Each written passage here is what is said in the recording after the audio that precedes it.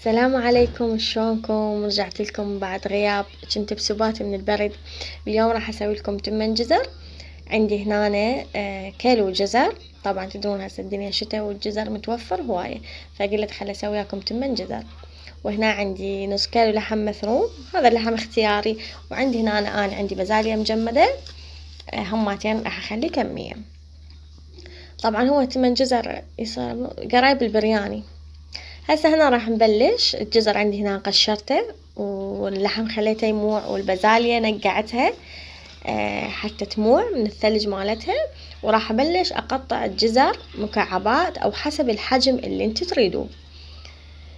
بعدين راح اجيب الجزر، هنا كملت الجزر قطعته وخليت بالجزر زيت، وراح ابلش احمس بيه.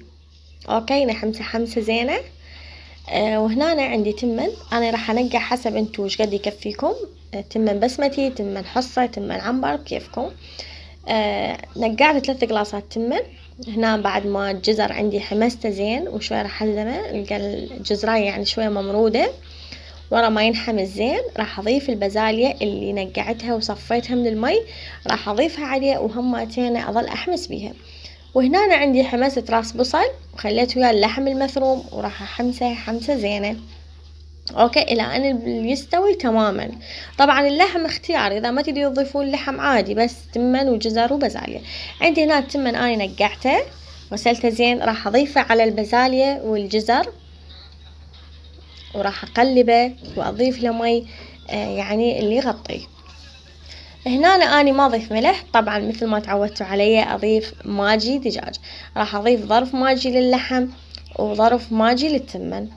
هذا التمن عندي ورا ما تهدر، قصدي شرب مية، راح أنصيه أهدره يعني. شوفوا الألوان تخبل، طبعا ريحته هم طيبة.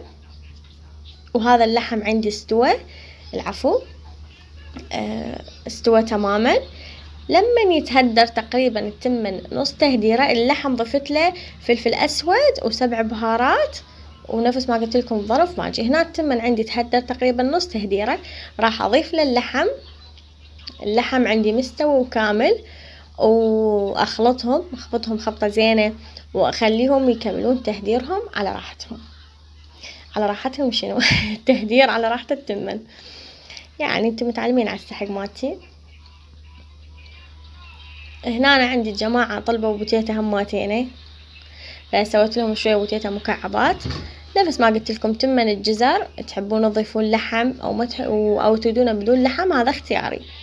وهذا عندي غدانا استوى تمن جزر، وريحته كلش طيبة وطعمه كلش طيب.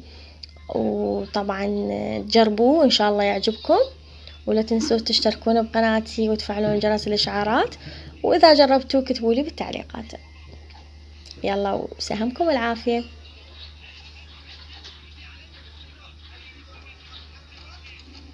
طبعا نسيت اقول لكم هذا شكله النهائي. سويت وياه زلاطة، وعندي هنا تمر ولبن، وانتو شو تحبون تاكلون وياه براحتكم.